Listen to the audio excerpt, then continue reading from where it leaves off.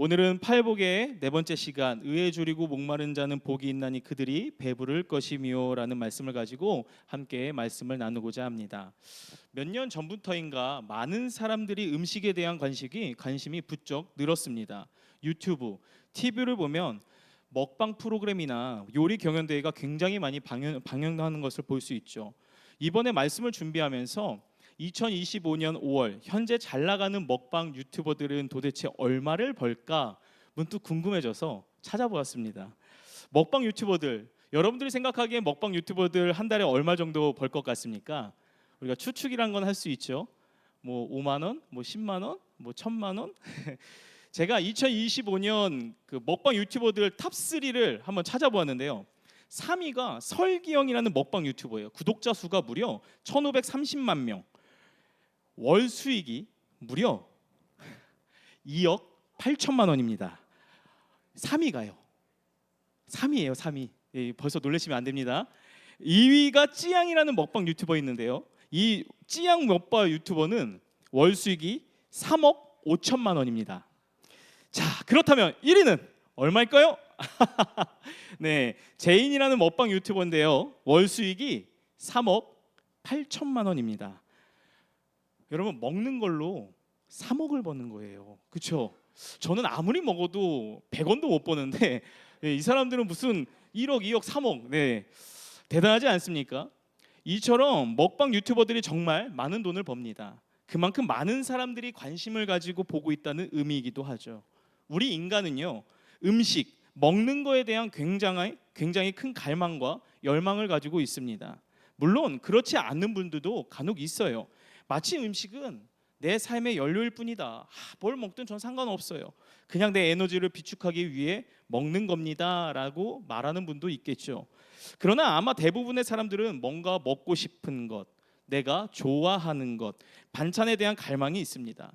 왜 인간은 이렇게 먹는 것에 갈망하고 열망하는 것일까요? 그 이유는 굶주림과 목마름은 인류에 있어서 가장 절실하고 또 필수적인 욕구이기 때문에 그렇습니다. 오늘 본문 마태복음 5장 6절 말씀이요. 의에 줄이고 목마른 자가 복이 있나니 라고 말합니다. 여기서 줄이다, 이것은요 헬라어 언어로 보면 페이나오라고 하는 단어를 사용하는데요. 이건 그냥 배고프다 할 때 쓰는 표현이 아니에요. 너무 굶주려서 정말 굶어 죽기 직전, 그러니까 아사 상태를 말하는 것이에요. 이 단어는 어떻게 보면 오늘날 먹을 것과 마실 것이 없어서 생명을 걸고 압록강과 두만강을 건너는 이 탈북민들의 배고픔을 표현할 때 가장 적합한 단어라고 저는 생각합니다. 그리고 여기에서 목마르다고 하는 이 단어요, 헬라어로 딥사오라고 하는 단어를 사용하고 있어요. 이것은요 극심한 갈증으로 목이 타들어가고 혀가 입천장에 달라붙을 정도의 갈증을 표현하는 단어입니다. 즉 사슴이 오랫동안 물을 먹지 않은 상태, 뜨거운 떼햇볕 아래에 이제 죽을 수밖에 없는, 마치 숨이 넘어가는 듯한 그 목마름을 이야기할 때 쓰는 단어예요. 죽을 것 같은 목마름의 상태를 의미한다는 거죠. 먹으면 좋고 안 먹으면 어쩔 수 없는 이 아쉬운 정도를 이야기하는 것이 아닙니다. 오늘 이 복은요, 줄이고 목마르다라는 것은 내가 너무 배가 고프고 너무 갈증이 나서 죽을 것 같은 상태를 말할 때 사용하는 단어들입니다. 그런데 그 대상이 무엇이라고 말하고 있습니까? 성경은요 의라는 단어에 사용하고 있습니다. 그렇다면 여기서 말하는 이 의는 도대체 무엇일까요? 영어로 이야기하면 justice라고 하는 단어로 아마 번역할 수도 있을 것 같습니다. 옳은 일, 정당한 일, 정의. 그런데 이 의라고 하는 것, 정의라고 하는 것은 상당히 쉽지 않은 개념이에요. 마이클 샌들 교수가 정의란 무엇인가라는 책을 썼는데 거기에서도 정의가 무엇인지 우리에게 설명하면서 굉장히 애를 쓰는 모습이 나옵니다. 결국 정의란 황금률이라는 건데 모든 사람에게 최대한 이로운 쪽으로 결정하는 것, 그것이 정의라는 거죠. 그 이야기는 뭐냐 하면 어떤 일에 대한 정의를 내리는 것이 쉽지 않다라는 의미입니다. 그런데 오늘 본문에서 이 의라는 것이요, 세상에서 이야기하는 정의와는 조금 차이가 있습니다. 여기에서 의는요 하나님을 의미합니다. 의에 줄이고 목마르다, 이것은 우리가 하나님에 대하여 줄이고 목마른 자가 되라는 의미예요. 왜냐하면 하나님 자체가 의이기 때문에 그렇습니다. 의의 근원이 하나님이시기 때문에 그렇다는 거예요. 그래서 오늘 말씀, 의에 줄이고 목마른 자는 어떤 사람을 의미하냐면요, 하나님에 대해 너무나도 배고픈 사람, 하나님에 대한 그 갈증으로 정말 죽을 것 같은 사람을 이야기한다는 거예요. 그리고 그 사람이 복이 있다라고 성경은 말해주고 있죠. 여러분, 우리는 흔히 우리 인생의 기쁨, 우리 인생의 복을 어디에 있다고 생각합니까? 보통 우리는요, 우리가 원하는 것을 소유하면 그것이 복된 인생, 행복한 인생이라고 생각하죠. 정말 내가 타고 싶었던 차가 있는데 드디어 그 차를 내가 샀어요. 내가 정말 원하는 집을 드디어 구입을 해서 이사를 가거나, 혹은 내가 원하는 학교에 들어가거나, 내가 원하는 직장에 취업하게 되고, 내 자녀가 내가 기도하는 대로, 원하는 대로 이 일들이 술술 풀리면 그것이 행복한 인생, 복된 인생이라고 생각합니다. 물론 그것들이 우리에게 어느 정도의 기쁨과 만족을 줄 수 있겠죠. 그러나 그것들은요, 유효기간이 있습니다. 유통기간이 있다는 거예요. 우리가 생각하는 것보다 그 기쁨이 오래가지 않는다라는 거죠. 그래서 영국 속담에 이런 말이 있습니다. 하루가 즐거우려면 이발을 하고, 일주일이 즐거우려면 여행을 하고, 한 달이 즐거우려면 차를 사고, 1년이 즐거우려면 새 집을 사라. 물론 그만큼 기쁨을 준다는 의미이기도 하지만, 다른 의미로 이야기하면 그것들이 우리들에게 줄 수 있는 기쁨은 일시적이라는 것입니다. 영원한 만족, 영원한 기쁨을 우리에게 주지 못한다는 거예요. 성경에도 보면 자신의 만족과 자신의 기쁨을 찾기 위해 그렇게 몸부림을 쳤지만 결국 목말라하고 배고파했던 사람들의 이야기가 참 많이 등장합니다. 요한복음 3장에 나오는 니고데모요. 그는 율법을 가장 철저하게 지키는 바리새인이었습니다. 유대 사회 선생이었어요. 유대 종교 선생이고 똑똑한 학자입니다. 뿐만 아니라 유대 사회 전체의 입법과 행정과 사법을 책임지는 최고의 의결기관, 이 산헤드린 일원이기까지 했습니다. 모든 유대인의 존경하는 지도자였으며 종교와 정치 영역에서 유대인들을 지도하는 리더이기까지도 했습니다. 그는 한마디로 말하면요, 세상 사람들의 존경과 명예와 권력까지 다 가진 자예요. 그런데 그가 한밤중에 예수님을 찾아와요. 아니, 그가 뭐가 아쉬워서 굳이 예수님을 찾아왔겠습니까? 그는 다 가졌다니까요. 굳이 찾아갈 필요가 없다라는 거예요. 근데 왜 찾아갔을까? 이 바리새인으로 열심히 종교 생활을 했고, 그것도 엄격하고 거룩하게 말씀을 지키면서 살아왔지만 자기 안에요, 내면 안에 참된 만족과 기쁨이 없었기 때문에, 목마름이 늘 있었기 때문에 예수님을 찾아간 것이에요. 여러분, 사마리아 여인이요, 그 여인은 정말 행복한 가정을 꿈꿨습니다. 심지어 좋은 남자 만나면 자기 인생 만족과 기쁨이 있을 거라고 생각했죠. 하지만 자신의 기대와 달리 계속해서 결혼 생활을 실패합니다. 남자에게 버림받고요, 쫓겨나기까지 하고 5번의 결혼이 모두 다 실패로 돌아가죠. 지금 살아가고 있는 그 남자도 내 남편이 아니었습니다. 그 남편에게 정말 행복을 찾았지만, 만족을 찾았지만 결국 목마름을 가지고 살아갈 수밖에 없는 인생이었다는 것입니다.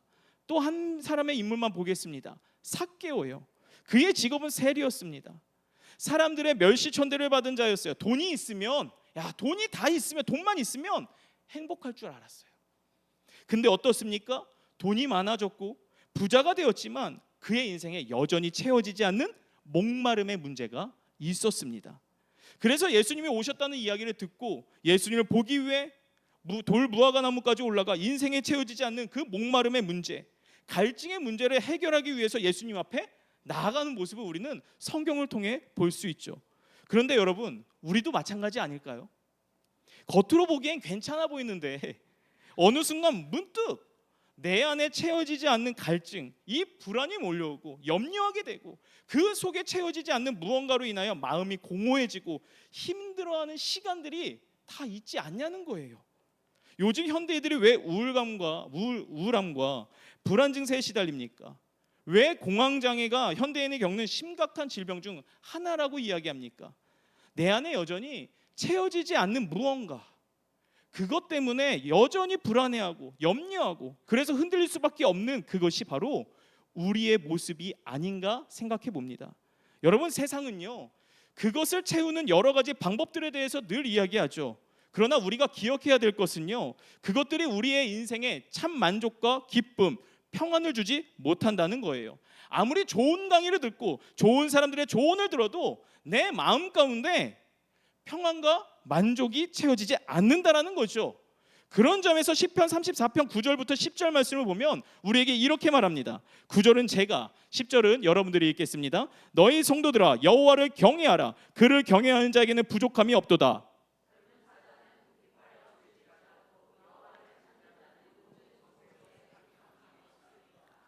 시편 34편은 다윗이 사울 왕에게 쫓기는 신세 때 쓴 시예요.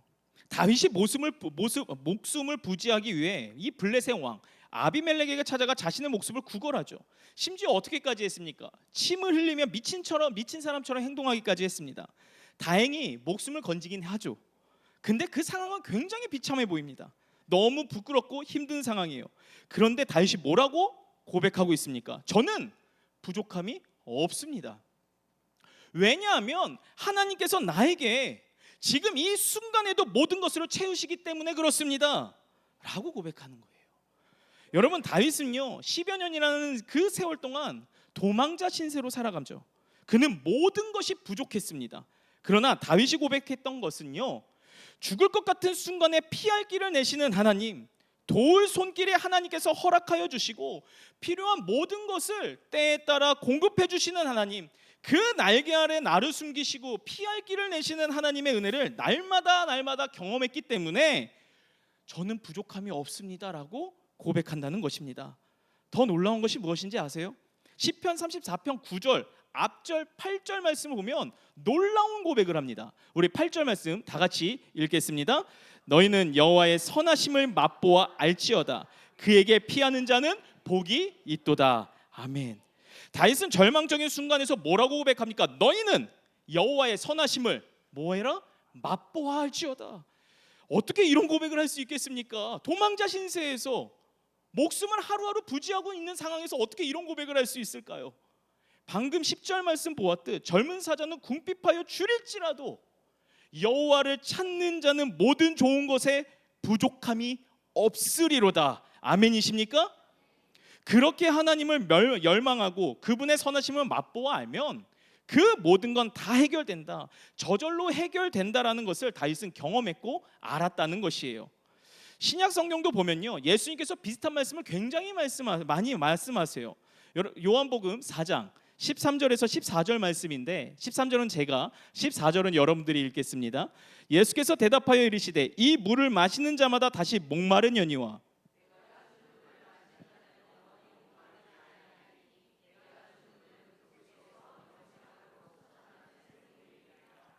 여러분, 우리가 목이 마를 때 물을 마시면 당장의 갈증은 해결될 수 있습니다. 그러나 시간이 지나면 어떻습니까? 다시 목마를 수밖에 없다는 거예요. 그러나 예수 그리스도를 모신 사람은 어떻게 됩니까? 그 안에 생수가 계속해서 솟아나기 때문에 절대로 목마르지 아니하게 된다. 예수님을 그 인생의 주인으로 모신 자, 주님이 주시는 이 생수를 날마다 마시게 될 거다라고 성경은 분명히 우리에게 알려주고 있습니다. 요한복음 6장 35절 말씀에서도 비슷한 말씀이 나와요. 제가 읽겠습니다. 예수께서 이르시되 나는 생명의 떡이니 내게 오는 자는 결코 줄이지 아니할 터이요 나를 믿는 자는 영원히 목마르지 아니하리라. 아멘이십니까? 요한복음 7장 37절에서 38절에도 비슷한 이야기가 나오는데요. 37절은 제가, 38절은 여러분들이 읽겠습니다. 명절 끝날 곧 큰 날에 예수께서 서서 외쳐 이르시되 누구든지 목마르거든 내게로 와서 마시라.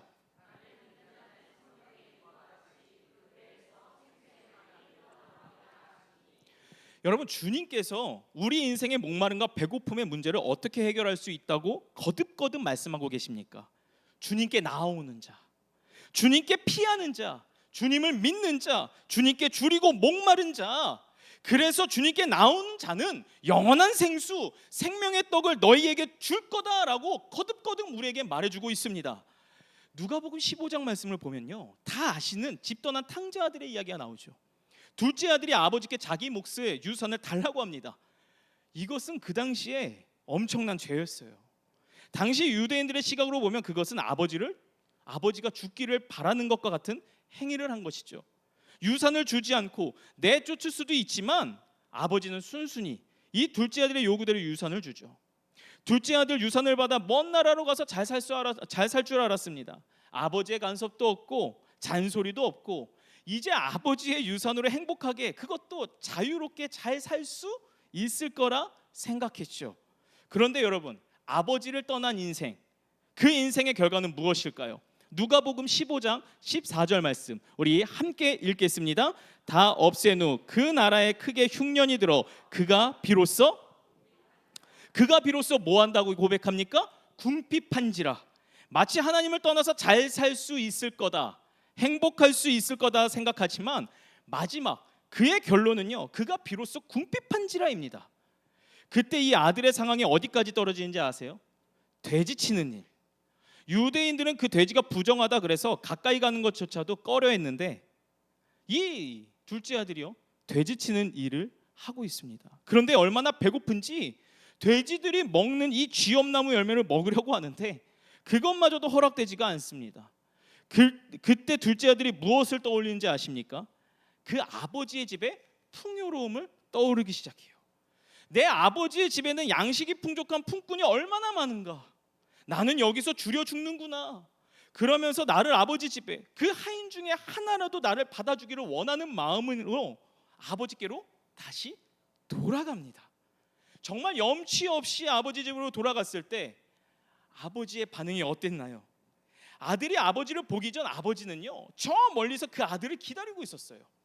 거리가 멀었음에도 불구하고 이 아버지는 아들을 알아봅니다.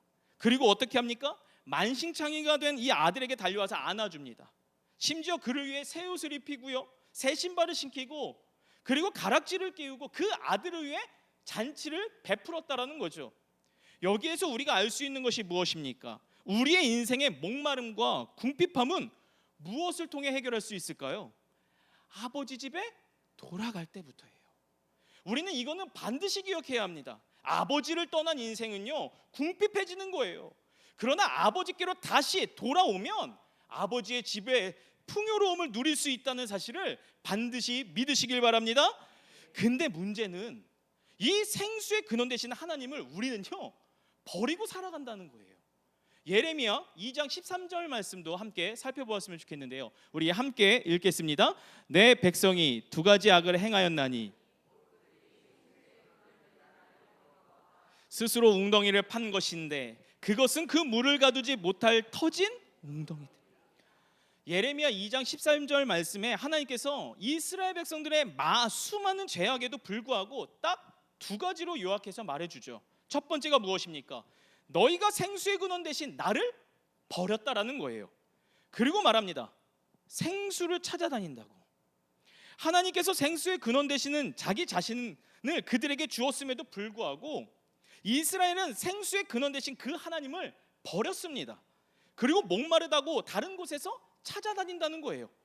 두 번째 죄는 무엇입니까? 스스로 웅덩이를 팠다라는 거죠. 그 생수의 근원을 버리자 너무 목마르다, 물을 얻을 데가 없다, 그 맑은 생수가 없다 하면서 스스로 웅덩이를 파기 시작합니다. 그런데 여기서 스스로 웅덩이를 판다는 것은 무엇을 의미하냐면 저장하지 못할 터진 웅덩이를 말하는 거예요. 즉 파면 팔수록 물이 사라지는 것입니다. 여기 분명히 물이 있었는데 저장하지 못할 터진 웅덩이기 때문에 파면 팔수록 고갈된다라는 거죠. 더 메마름이 올 테고 더 목이 마를 것이고 더 목말라서 갈증을 내고 있다라는 거예요.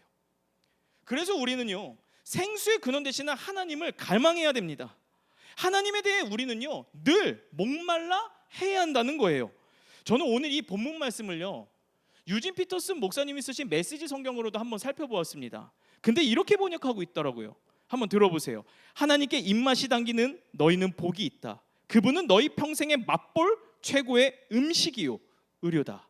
다시 한번 말씀드릴게요. 하나님께 입맛이 당기는 너희는 복이 있다. 그분은 너희 평생에 맛볼 최고의 음식이요 음료다라고 이야기합니다. 하나님께 입맛이 당긴다는 것은 무엇을 말하는 것일까요? 하나님을 향한 갈망하는 것, 하나님을 향한 열망하는 것을 의미합니다. 한마디로 하나님은 나에게 없어서는 안 되는 존재입니다. 하나님 없이는 내가 하루라도 살아갈 수가 없습니다라고 이야기하고 있다는 것이죠. 오늘 본문 말씀을 묵상하다가 문득 군복무 중 휴가 나왔을 때 새벽 예배 갔던 그 기억이 떠올랐습니다. 제가 군대 휴가 나왔을 때 새벽 예배를 나간 적이 한 번 있었어요. 그때 바로 뒤에서 어떤 권사님이 막 간절하게 부르짖으며 눈물 흘리며 기도하는 거예요. 아니 무슨 문제가 있으신가? 어려움이 있으신가? 궁금해서 그러면 안 되는데 기도하시는 내용을 들어보았습니다. 뭐라고 기도하냐? 근데 뭐라고 기도하는가 보니까요, 하나님 내 안에 선한 것 하나도 없습니다. 하나님 내 속에 아무리 살펴봐도 정말 하나님 앞에 자랑할 것 아무것도 없습니다. 그러나 보잘것없는 나도 하나님의 당신 자녀 삼아 주셨으니 얼마나 감사한지 모릅니다. 하나님 제가 바라는 것 딱 하나 있어요. 딱 하나. 다른 거 원하지 않습니다. 그냥 주님 만나게 해주세요. 오늘도 주님과 동행하며 살게 해주세요. 제가 붙들 건 주님밖에 없습니다. 저는 이 권사님의 기도 내용을 들으면서 오늘 본문에서 말하는 의에 줄이고 목마른 자의 태도가, 모습이 이런 거구나라는 것을 깨달았습니다. 하나님 내 안에 어떤 것도 내세울 게 없습니다.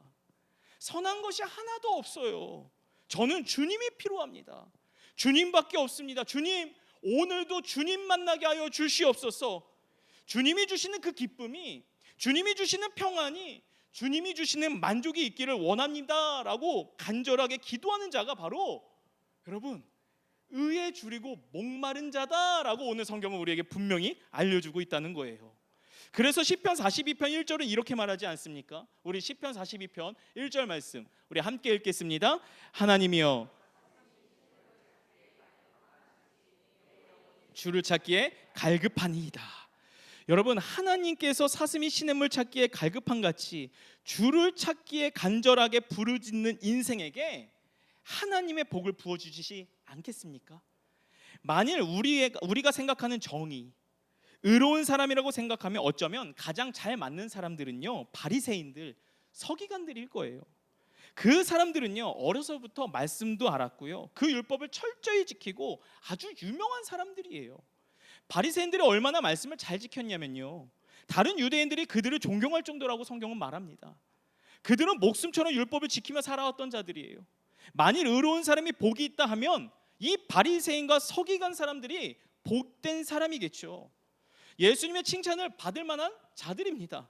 그러나 예수님께서 바리새인들 향해 뭐라고 말씀하냐면 마태복음 23장 27절 말씀에 이렇게 고백합니다. 화 있을진저 외식하는 서기관들과 바리새인들이여, 회칠한 무덤 같으니 겉으로는 아름답게 보이나 그 안에는 죽은 사람의 뼈와 모든 더러운 것이 가득하도다. 무슨 말입니까? 겉으로 아름답게 보일 수 있지만 그 속에 죽은 사람처럼 썩어서 악취가 가득하다는 것입니다. 그러면서 내 곁에서 떠나가라고 예수님께서 그들에게 나무라 하셨죠. 여러분 마태복음 5장 6절에서 말하는 의로운 사람이라는 것이요, 하나님 내 안에 선한 것 하나 없습니다. 주님의 은혜가 오늘 당장 필요합니다. 주님 저에게 간절히 필요합니다. 그 주님에 대해 줄이고 목마른 인생, 그 인생에 하나님께서 반드시 배부르게 하실 거라고 약속하고 계신다는 것입니다. 이 오늘 본문에서 그들의 배부를 것이며라는 것은요 궁극적인 만족을 표현하는 것이에요.